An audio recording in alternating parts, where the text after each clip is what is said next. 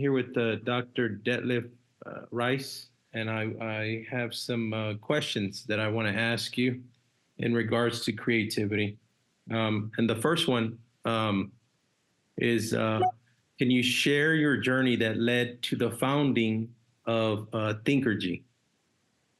Yes. Hello, Henry. Thanks for having me on this podcast. And yeah, my journey started that somehow I used to be in a different career. I used to be working for over 16 years for Deutsche Bank as a corporate banker, yeah, and also then moved with Deutsche Bank to Asia in 1999. Spent some time working in our branches in Ho Chi Minh City, in Vietnam, and then in Manila in the Philippines, and then moving to one of our regional head offices in Hong Kong. Yeah. And during this time, I realized that as I rose up in the hierarchy, I noticed that I'm somehow different from most of my colleagues. Yeah, that I like to dress up more colorfully, that I have more energy, that I also came up with really wild ideas that somehow solved the problems of our corporate clients. Yeah, and then allowed me to win deals. Yeah, but again, somehow had a very different energy. Yeah, and at some point of time, I realized actually banking is not my true calling. And then I went on a soul searching exercise to find out more who I really am, what I really should do with my life. And this whole search culminated in a eureka moment of breakthrough creativity, where I had immediate clarity who I really am, what I should do with my life. And from that moment, it's like you're a different person. You are elevated to a higher level of consciousness. And that essentially then also someone gave me the courage to leave behind a well-paying job to plunge, to take the plunge and then venture out into something entirely different.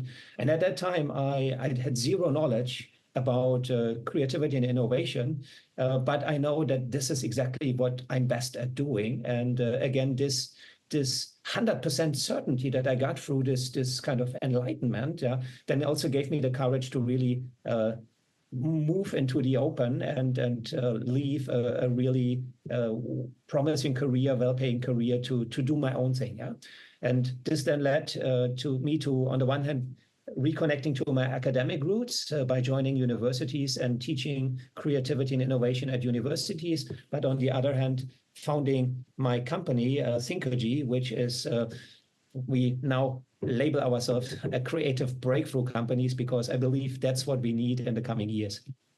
Yeah. Very, very interesting.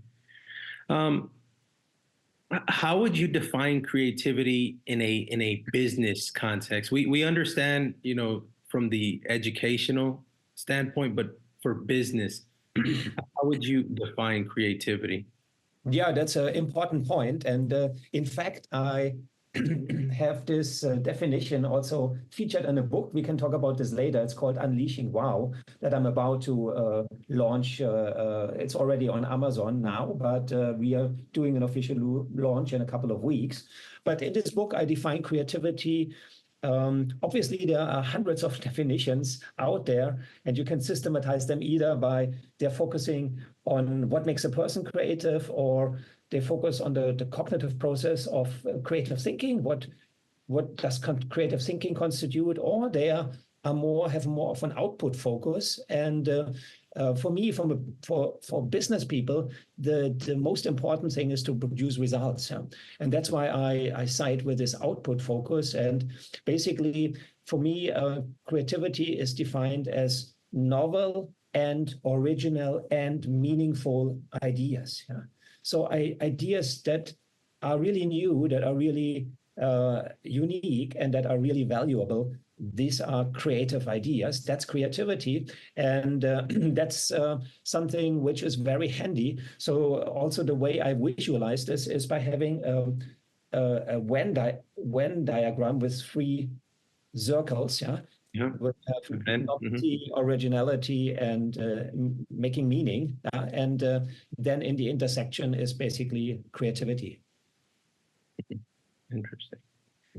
What are some common challenges organizations face when trying to foster innovation? Excellent question. And that's something which I also discuss in the book. In fact, I have written in this book, Unleashing Wow, there are 8 chapters, yeah? And 4 chapters are dealing with these questions, which I call, what are the small pictures of innovation that companies need to master? Yeah? And one is creative process and tools, yeah, using a systematic process method, yeah, and thinking tools when they are working on an innovation case. The second challenge is innovative people and creative people, finding out who are really the creative people in your organization and how I can unleash them. Yeah. And also in this context, how can I involve other people who are maybe not super creative, but who also have their role at certain points, for example, in the creative process, where they come in and can give feedback. Yeah. The third aspect is creative culture. And that's the most challenging, the most difficult, because changing culture takes years. And it takes really then also sincere commitment from the last area, which is creative leadership. Yeah? So creative leaders is really something, the topic, what allows creative leaders to produce extraordinary results as compared to the majority of business leaders who are only producing ordinary results. Yeah? And that's something which relates ultimately to their mindset.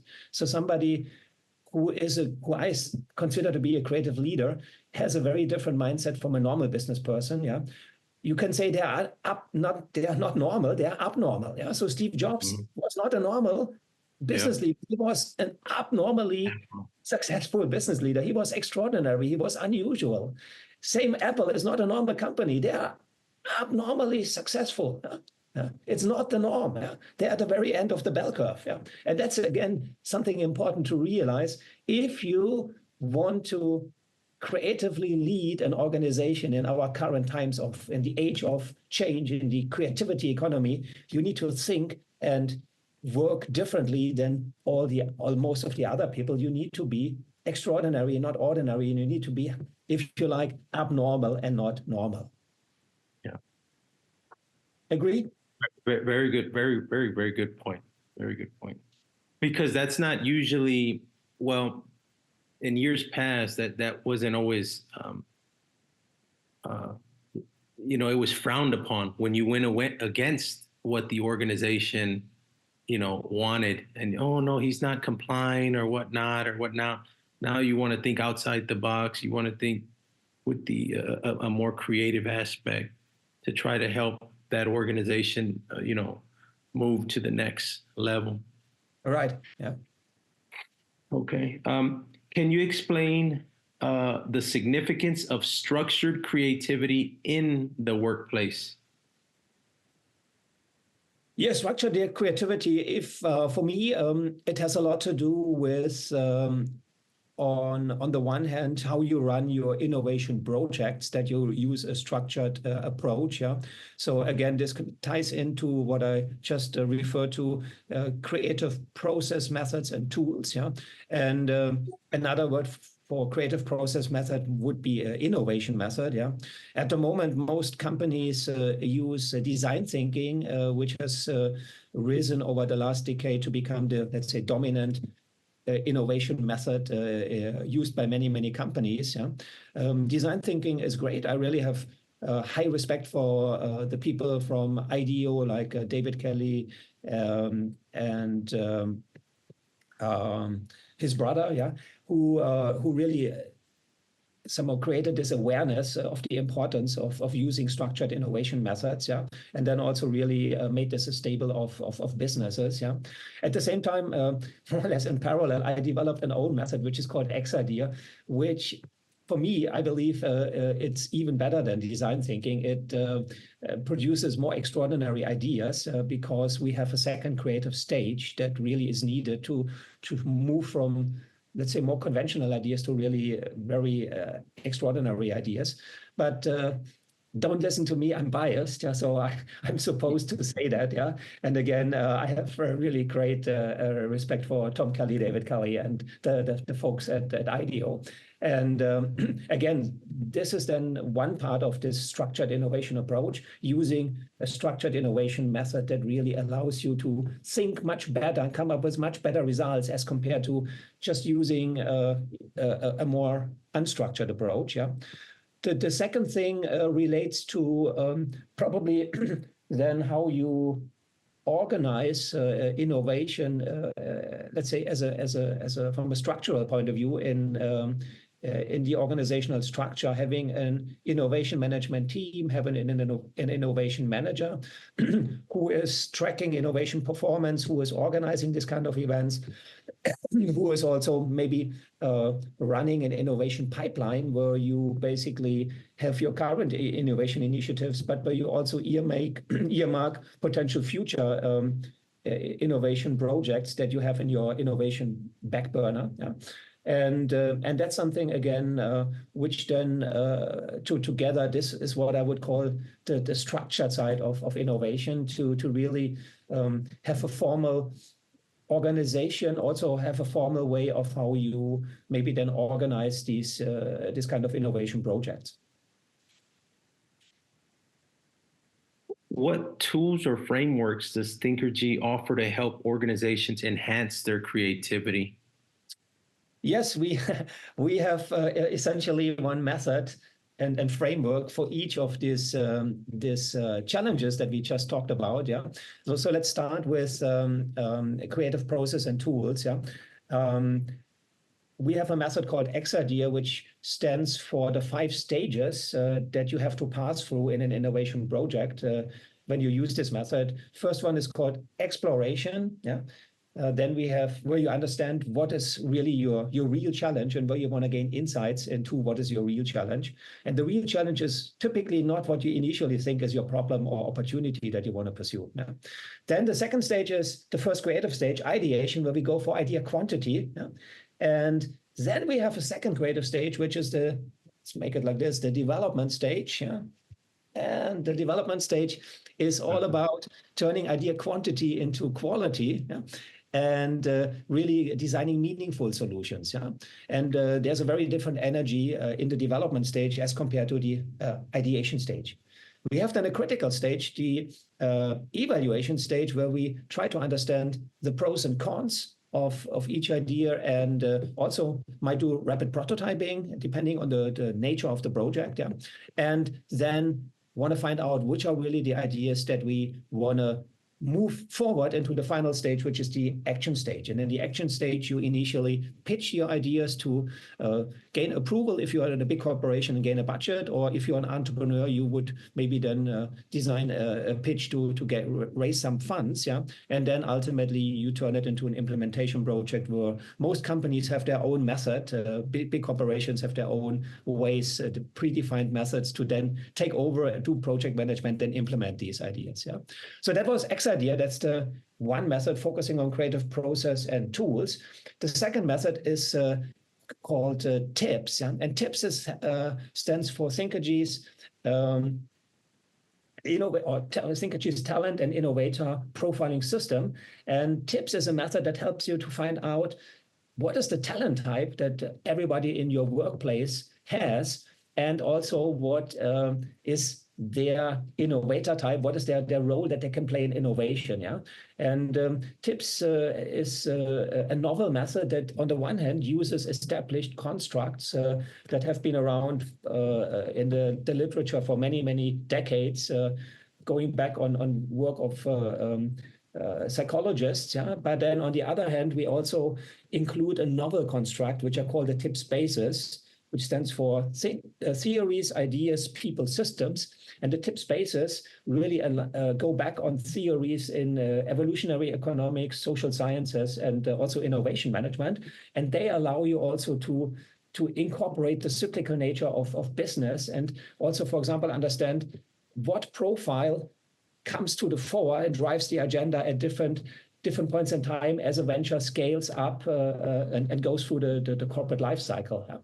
And so it's a very powerful method, I believe. And I created it to somehow right the wrongs on the people side of innovation. But funny enough, once it was out, I saw that there are even more applications that allows people to do it, to really do their talent management more effectively across the talent management lifecycle. But then let's move to the third method, which is a method about how to build an innovative culture. Yeah, and it's a method I call COOL. Yeah, COOL. How to move from a copycat company to a cool company. And again, this is a method which is fully developed, which is based also on an audit tool, on then a transformation path that goes through clear stages, but which is then enacted together with the company. And yeah, and then ultimately leads you to build up a creative culture. I'm very honest about this. Unfortunately, I have not been able to really go through this method with the company so far from beginning to end. We did only certain elements of it because many companies really, particularly here in Asia, were not ready to change. Yeah? But this will change, I think, in the coming years, because we are at the beginning of the 6 waves of technology innovation. And in the next 10 years, every industry will get transformed. And many companies, if they want to survive, they also need to become more agile and they need to become more creative with their culture. And that's something where also I think COOL will really come into play very soon. Finally, we move to the method that I'm most passionate about myself, which is called Genius Journey. Yeah? And Genius Journey is a method that is basically works on 2 ends. On the one hand, it helps you to move to the advanced levels of creativity, what I call subconscious creativity and superconscious creativity. And the really big ideas, the breakthrough ideas, are residing in this space. Yeah? And I told you about this breakthrough idea, which led me to leave my old career and then somehow take the plunge and become an entrepreneur and an academic and do what is really my calling, what I believe is my calling. And funny enough, it was not the first Eureka moment I had. I had a Eureka moment 5 years earlier when I was working on my PhD, and at that time had a 1-week deadline to come up with an idea on how to operationalize a specific construct in my model. And I had worked on this for over 2 years, and I didn't come up with an idea before. So I had something, but I knew it's so, but okay, but it's not good enough. Huh? At that time, my advisor, he crushed me when I presented what I wanted to do. And I said, this is not going to work. You have 1 week to come up with a better idea. And then I basically got the idea on day 4, yeah, by doing some very crazy, unusual things, some very abnormal things. Yeah. And then after I had my second Eureka moment, I was beginning to really study this. So what was I doing differently? How was I thinking differently? And started to read in the literature on creative genius, psychological literature, read autobiographies of people like Steve Jobs, Walt Disney, Thomas Edison, Leonardo da Vinci, and so on. Autobiographies, or in these cases, biographies, but Richard Branson, for example, it was an autobiography. And this allowed me to get into the head of these people and to see how they think differently, how they do things differently. And funny enough, again, I noticed that most of these geniuses or super successful creative business people think alike and do things alike in very unusual way and very abnormal ways. Yeah? And that's something which I then turned into this Genius Journey method. And the journey metaphor is the really creative element to bring this to life. Yeah. So if you think about, if you go on a journey and you come back, you're a bigger person. You have met new people. You have learned about new ways of living. So you have new experiences, and as a result, you have elevated your understanding of the world. You have elevated your consciousness. Yeah. And Genius Journey is really about opening you up, making your mind expand so that you become receptive for these big breakthrough ideas. Yeah. And I believe that in this, as this 6 waves of technology innovation is unfolding, we need to have lots of breakthrough ideas. We need to empower lots of creative leaders to be able to tap into their subconscious minds, but then also to connect to this, super conscious realm, because these really big ideas, that's also what all people, all scientists, all artists who had this kind of experiences report. They are not coming from yourself or from ourselves. They're coming from like a higher source of consciousness. And that's something also which is very exciting. It's also in a way very humbling because, it also connects you to this kind of bigger things that are going out. There's more to the eye than what we normally see. Yeah. What role do you believe leadership plays in cultivating a creative environment? I think it's critical, and that's why I'm also believing that organizations need to build a critical number of creative leaders in order to really help guiding the organization through this very disruptive age of change. So the next 5 to 10 years will become super disruptive. And that's something where, again, it's not only about the CEO. You definitely need to have a CEO who is a creative leader and who really is able then to authentically lead the organization through this age of change. But you also need, on the lower levels, you need to have a critical number of leaders with this creative mindset to lead business units, to lead teams, to lead innovation projects.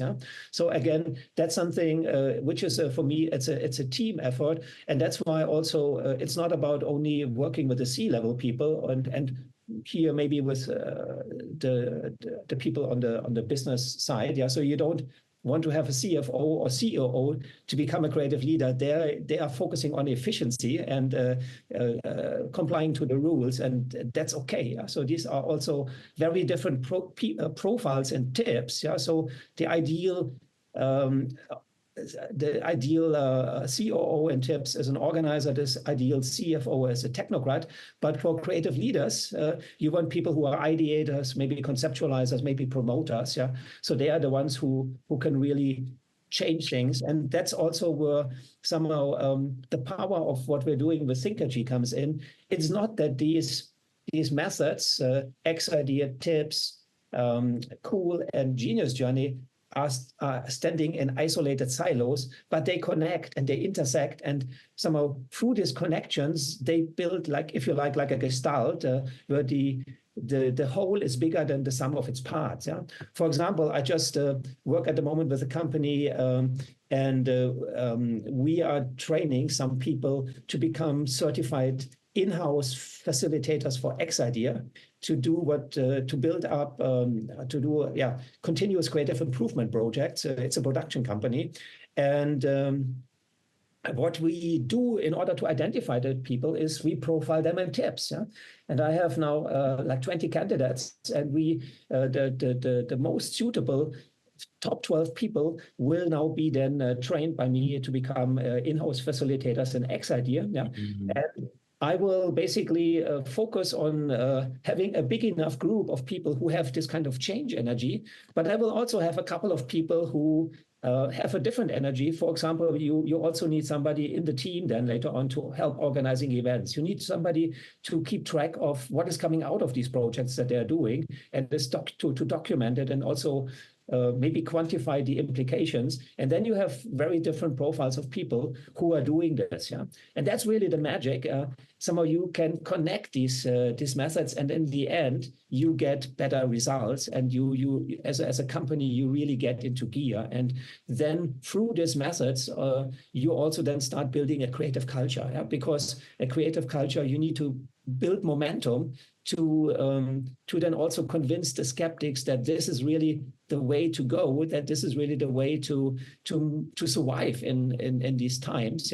And again, this is not only what I'm saying, also very famous futurists like maybe Peter Diamandis from Singularity University and other people. Everybody, or many of these business gurus say that we are at a super disruptive time coming ahead. And one of the drivers will, of course, be AI, but these 6 waves will be driven by 3 main spaces. On the one hand, digital technologies, which is an extension of the last wave, the 5th wave, which was all about information and communication technology and the internet. Then we have what I call sustainable or clean tech, sustainable technologies, green technologies. And the last space will be human-centered technologies. This is everything that makes us become more healthy, live longer, become more productive, become better thinkers, and so on.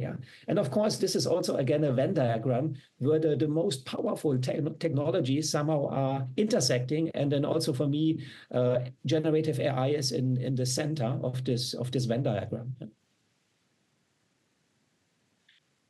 What advice would you give to individuals looking to develop their creative skills? My advice in one sentence would be just do it. It's great if you move in towards this direction. And again, creativity is something which adds joy and color and zest to your life. It's something which makes you feel good. And ways to do this. For some people, it's maybe they have an artistic strand inside themselves that they like to paint or like to do other things, like to make music. And that's a great way to express your creativity. From a business point of view, of course, I think the starting point would be to really expose yourself to creativity training, and then also learn about some of these techniques that can help you to create ideas more consciously. But then also, again, thinking about connecting to people who you consider already to be creative, and some are connecting with this kind of creative communities, and maybe people who work in creative professions. That's a great way to do this. And somehow ultimately, then also maybe buying some books on creativity and just seeing whether this resonates with you. And again, everybody is creative. That's what I believe. Like everybody can walk or run. Normally, that's how we grow up as a kid. But then, of course, some people can run faster than others. So again, there are some differences. But everybody is creative, and it's a joy. It makes your life more. It enriches your life if you find ways to practice your creativity, to let out your creativity and make it a part of your life. Thank you for that. Okay. This is probably very important. How do you stay updated on the latest trends in innovation and creativity? Do you just purchase books? Do you? So purchasing books is one way. Then also, since I work in an academic environment, so apart from running Thinkergy, I'm also a full-time faculty at the Institute of Knowledge and Innovation Southeast Asia at Bangkok University. I'm also adjunct associate professor at Hong Kong Baptist University School of Business, and also have connections to other universities. And by then having conversations with colleagues, by reading their research, by somehow also advising PhD students, I, in a way, can stay up to date. What is interesting maybe for you to know, and maybe counterintuitive, for me, there are different periods. Let's use the analogy of a sponge. So for me, there are times where the sponge is dry and where I need to put water on it to make the sponge wet. Where I need new knowledge coming in. And then there are other times where you squeeze the sponge, and where I stop reading that much, and really focus on creating, somehow taking the know-how and taking it into new concepts. And so that's something, for example, which I did for a couple of years in order to create my methods and then to also apply them with companies and to then prototype them, improve on them until they were really until this is complete. Yeah. So at the moment, we are at a time of change. Yeah, where you really need to learn again and need to get new knowledge. But that's something, again, having this periods, soaking up knowledge and then later on applying it and creating value with it. That's something which I would recommend people. With regards to your question, there's a second thing that I would recommend you.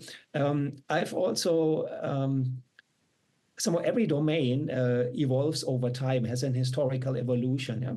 And one thing that I did also at some point in time is reading old books that were maybe written in the 1950s, 1960s. Yeah? Sometimes even before that. This book from Wallace, for example, is in the 1920s. Yeah. You will, number one, you will notice that many things that you read in newer books was taken from these old books, sometimes without giving reference to it. Yeah. And secondly, you understand more about how this domain evolves. Yeah. And thirdly, you come across some really interesting thoughts that somehow got forgotten, but that provide you with a jigsaw puzzle piece that you read exactly now to then maybe include this in the method or in the things you're working on right now. Yeah. So my recommendation for people would be not only read the newest books. Yeah, often.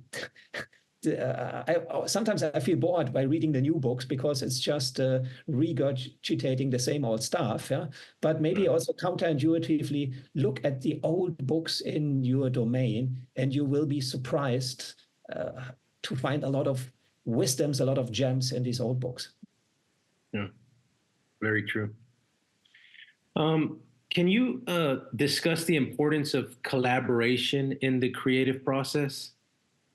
Yeah, collaboration is key, I believe, because we are at a time where innovation is a team sport. Yeah, so you cannot innovate something just by yourself. You always need collaborators, and the thinking is always better if you have a team. And ideally, this team should be diverse. Yeah, so this team should be having people from maybe different departments, different educational backgrounds, maybe different cultural backgrounds or nationalities. Yeah.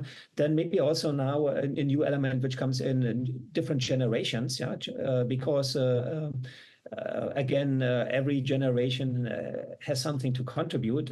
And is also, for example, the young people, they have less business experiences, but they know about digital technologies because they grow up with this since they are young. Yeah, and again, that's something where having a good mix in the team, I think, is really essential.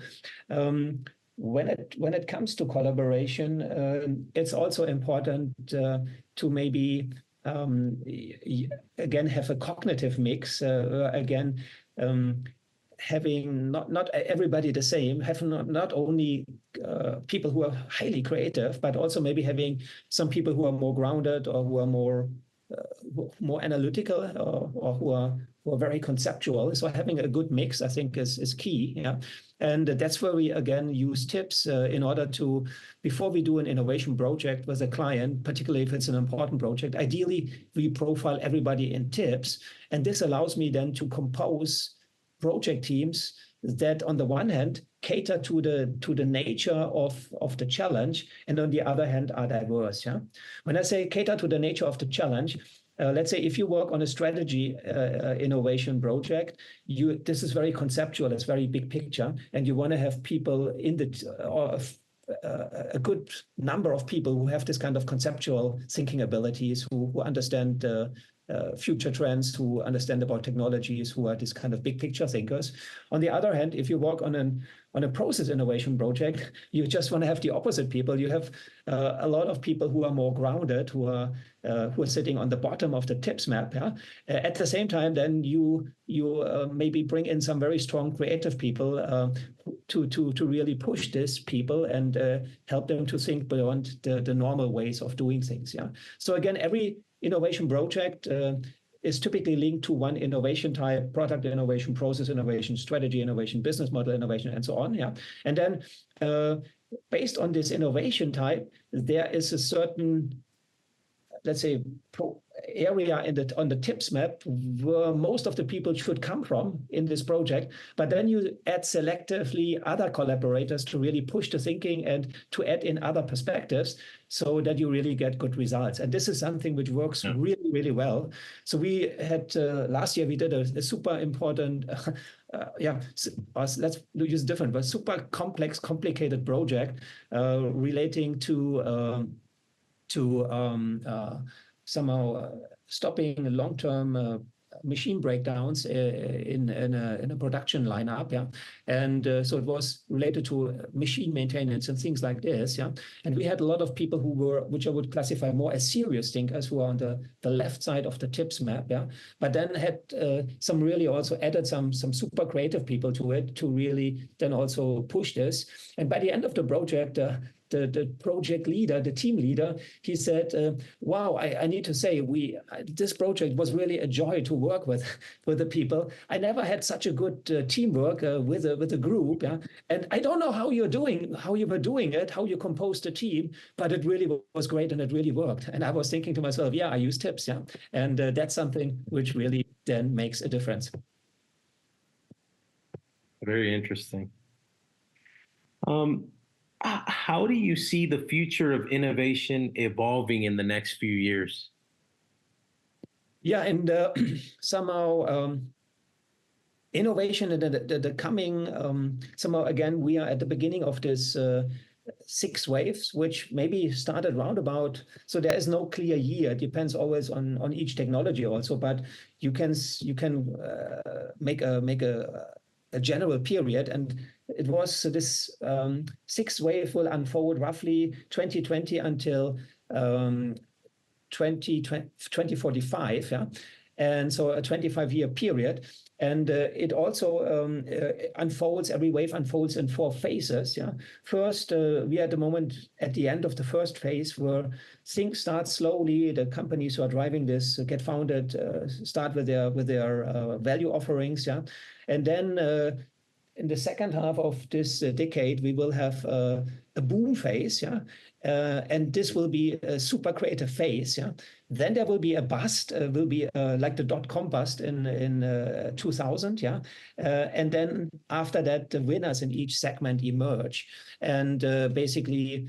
In the last wave, it was, let's say, Google for web browsers or Amazon for selling books and later on other stuff online. Yeah, so the winners in each segment come out, and then basically there will be the golden age, and there will be rapid growth. And at the end, these companies who drive the wave will have a super high market capitalization and will be on top of the stock market. Yeah.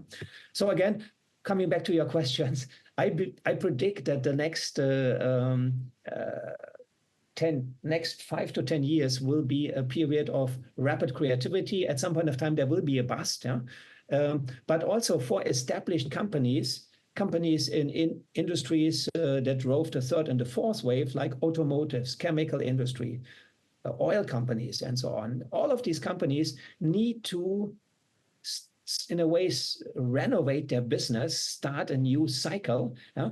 And basically make their offerings compatible to this needs of these 6 waves technologies in order to survive. Huh? And that's something which where I predict that many companies really then need to evolve also in more creative and more agile organizations. Yeah, and you don't want to do this. Let's say in a very radical way. You want to do this gradually, yeah? And those business units and those products that currently make you have a profit and are contributing to your revenues, ROI, profitability, you need to continue doing this, yeah, because this is these are the cash cows that provide you with the funds to then later on start these new initiatives and then gradually shift your revenues over to these new spaces. Yeah, and that's something where again you need to understand who is working in which part of the business. Yeah, and again, what's for established companies really important is that they add more people again with ideas energy who are residing on the idea space and tips to drive these new initiatives, to develop these new products in line with six waves, the 6-wave paradigm, and then really lay the foundation for future long-term sustainable growth and ensure the continued prosperity and survival of the organization. And those companies who don't do this, they will face what Joseph Schumpeter, the famous economist 100 years ago, called creative destruction. Yeah, so if you are not changing, you will be creatively destroyed, and that's part of business. Yeah, so every business eventually dies. Yeah, but again, those organizations who are willing to shift their focus from preserving the status quo to renovating their business, creating new value propositions aligned to this new 6-wave paradigm, they will be able to prolong their existence, to prolong their corporate life, and to continue being relevant and adding value to the market. Yeah. All right, we're getting towards the end. Dr. Rice, can you share any personal experience that has shaped your views on creativity and innovation? There are a lot, actually.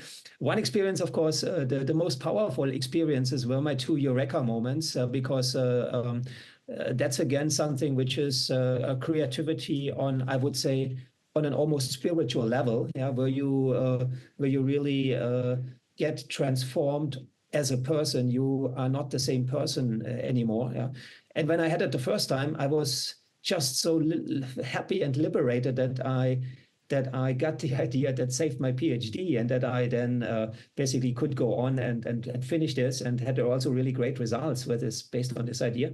But the second time after this happened, this was so transformative again that I changed my career. And again, in that moment, I was not this, after this happened, I was not the same person anymore. Yeah? And I still have very high regards for my former company, Deutsche Bank, yeah, which was a great organization. I had so many great things that I'm grateful for, that I could enjoy by working for this company. So many things I learned, so many great colleagues. At the same time, in that moment, I just knew I'm on a new mission. I'm on a calling now to start creating creative, empower creative leaders and their teams. So that's my personal mission as I see this. Yeah. And that's again this higher level experiences. But then let's say on a more everyday basis, what is really some creative experiences is that you need to get out of your comfort zone to really grow. Yeah? So some of the projects that challenged me the most were really, in a way, was scared to do this kind of things. Yeah, these are the projects that you really then need to delve into. Yeah, and you need to then really learn about maybe a particular business, learn about a challenge. Yeah, and then really guide the teams towards results. So these are X-idea projects. Yeah, and some of these big projects that really make you feel uncomfortable, they push you to a higher level of professional excellence, a higher level of expertise, a higher level of ultimately, higher level of creativity, because you need to go the extra mile. Yeah, and that's something again. It's sometimes scary. It's really uncomfortable, but that's good. That's part. Humans, we only grow outside of our comfort zone. Yeah, and again, don't be scared if you face a tough project. Just delve into it, work your ass off, be ready to fail at some point in time, and overall everything will go well, and you will rise to the challenge, and you will be a bigger person afterwards, and a more creative person. Very good advice. Last question. What legacy do you hope to leave through your work at Tinkergy? Interesting and good question. I like it. Somehow the legacy is what is left behind after you're not there anymore. And for me, one thing that I hope that is a legacy that I will leave, again, that I inspire people who to become creative leaders, to then drive their teams towards coming out with really meaningful new products, technologies, ideas, yeah, that really make the world better. Yeah. So that's one of the legacies, really empowering other people to do great things, yeah, and to maybe come up with some breakthrough ideas. That would be something I would be awfully happy if this could happen. On the other hand, I hope also then that these methods that I've created, that they will make a difference over time and inspire people. And somehow I have already written also a book on X-IDEA and Genius Journey. I plan to write a book on tips. Yeah. So at the moment, only Unleashing Wow is out, and there is a reference to each of these methods also. But over the next coming years, I also want to publish a book on each of these different methods. And I hope also that they then inspire others to apply this, to produce results with this. And again, if you look at a domain in a historical context, yeah, so maybe then also my methods and my way of thinking will inspire other people in the future to propose their own method that then builds on this, yeah, and then again is maybe a little bit add some additional elements to it that make it even work better, yeah. And I would also be happy if I could inspire some of these other professionals then to then take this to a next level, yeah. And that's always the somehow one way to build a legacy, that you empower the next generations, that you empower the people who walk in your footsteps and in the future, yeah. Similar like I walk in the footsteps of all those people and all those authors that have worked in this space in the past, like De Bono, like Alex Osborne, like Sidney Pans, and so on, yeah. And again, that's something which is, I think, how you leave a legacy. And what is important also, in order to leave a legacy, it's not about you or focusing on yourself. It's about, again, how can you make meaning? How can you empower others? Yeah? How can you add value to society? And if you think this way, then and you continue working hard over several decades, I think you will also leave a mark ultimately. Dr. Rice, why don't you pick that book up again and tell us where we can purchase that book?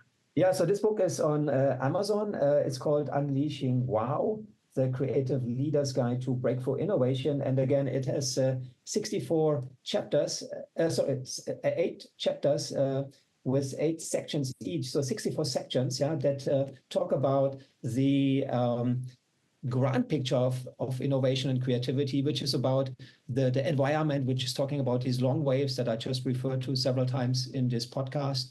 Then we have the big picture of innovation, which is all about the core principles of innovations, for example, how and creativity, how you define creativity, how you define innovation, who is driving innovation, and then also the rules of the innovation game. Yeah? And then we have the small pictures that I also mentioned: creative process and tools, creative people, creative culture, and creative leadership. Yeah, and there's a chapter on each of these topics. Yeah, and that's something again which I will plan to follow up later on with a specific book on each of our method: X-IDEA, Tips, Genius Journey, and Cool. Yeah? And again, hope that this is inspiring you. This book is also something which I think is really good for students who study creativity and innovation on a master level or on a PhD level. It's like a compendium that gives you all the essential information that you need to get started. Yeah? So that's why also hopefully some of the colleagues, academic colleagues, will think about maybe making this a course book. So this is a course book now at my universities, yeah, and that's something also which is then really useful for students of innovation management or business creativity. Thank you, Dr. Rice. That concludes this interview. I really appreciate the questions or the answers that you provided to my questions, and hope to hear great things from you soon. Yeah, thanks, Henry, and thanks, Hector, for inviting me to this podcast. And I really enjoyed our conversation, and also hope to stay connected with you, and then maybe also support you in your initiatives in the future. Thank you. Thank you.